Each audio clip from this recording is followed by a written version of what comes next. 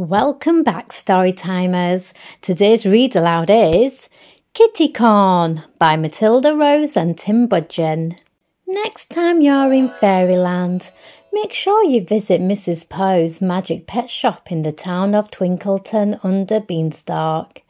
It's truly an enchanting place. There are rainbow rabbits, playful puggycorns, and sparkling seahorses. One morning at precisely 11 o'clock, Prince Miles arrived at the magic pet shop looking for the most perfect pet. "Good morning, Prince Miles. On time as always," smiled Mrs. Paws. "I have a busy day ahead," said Miles. "I'm planning an enchanted picnic at Fable Fort tomorrow so all my friends can meet my new pets." Prince Miles' to-do list. 9 o'clock, write to-do list. 9:30, decorate invitations. 11 o'clock, set up picnic benches. 11 o'clock, collect the perfect pets. As Miles looked around the shop, one pet immediately caught his eye.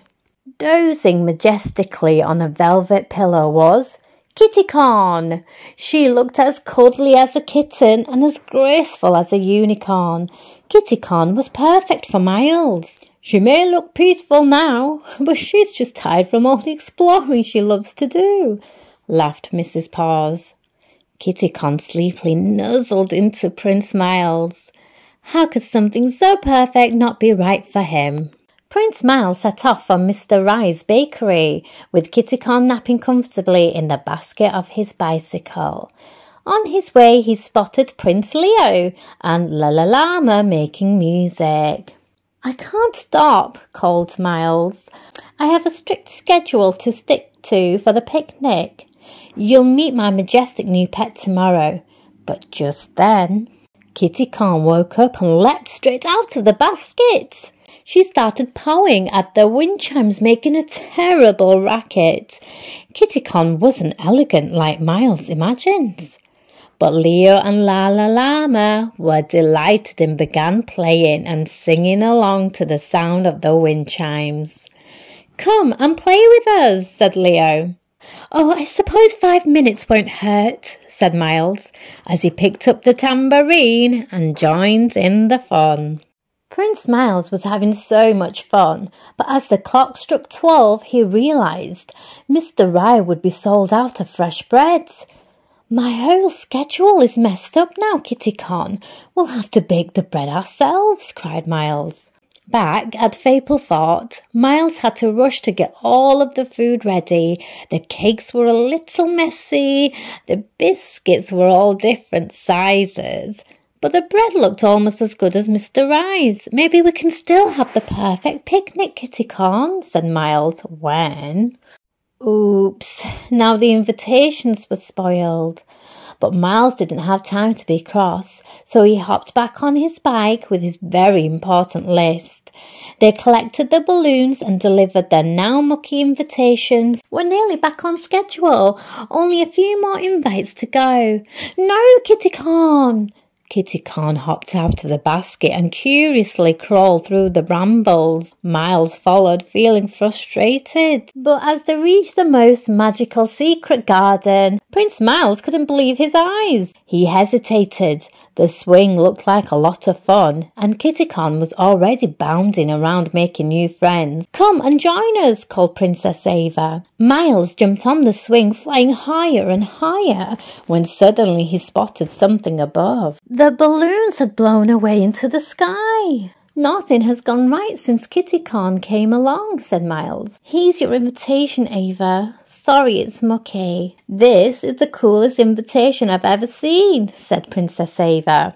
Miles started to smile, feeling a little less cross with Kitticorn. Back at Fable Fort, Prince Miles planned out his picnic activities to make sure the party would run smoothly. But he was interrupted again when Kitticorn started pawing at the door. "Another adventure?" Miles sighed as he let her outside. Kitticorn headed straight for her new favourite tree, and as Miles looked up, he saw his balloons. "They blew all the way across Twinkleton and got tangled in my tree," exclaimed Miles. "Tomorrow will be perfect after all." Miles gave Kitticorn a scratch behind the ear and soon I'll train you to match my perfect ways. The next morning, Prince Miles woke up nice and early to prepare, but he was faced with yet another challenge. "Rain!" cried Miles. "This wasn't part of the plan. My enchanted picnic is ruined." Kitticorn knew how much the picnic meant to Miles. She had to do something. She courageously padded outside, pointed her rainbow horn to the sky, and whoosh! The rain stopped. A rainbow of colours beamed across the sky, and out came the sun. Prince Miles couldn't believe it. "Kitticorn, you saved my picnic! What would I have done without such a daring pet?" "I'm sorry I tried to change you, Kitticorn. We had so much fun yesterday because of you, and it didn't matter that we didn't stick to the plan." Miles looked at his picnic schedule. It was now a little too muddy for a perfect pet race and a little too puddly for musical bumps. Miles ripped it up. "We don't need this list, and it doesn't matter if today isn't perfect. With you around, Kitticorn, we're sure to have fun." The enchanted picnic was a great success, even if it involved rain boots and mud pies. It may not have gone the way Miles had planned, but with Kitticorn by his side, it was the best day ever.